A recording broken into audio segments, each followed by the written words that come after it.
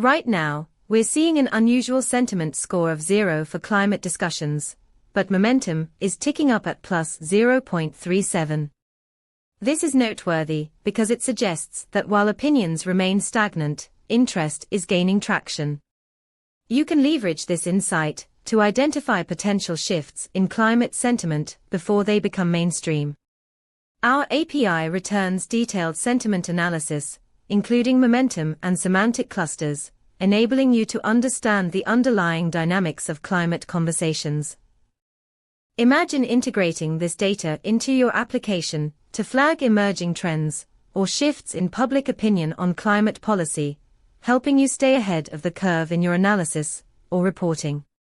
For more details, check out our documentation at pulsebit.lojenterprise.com/docs.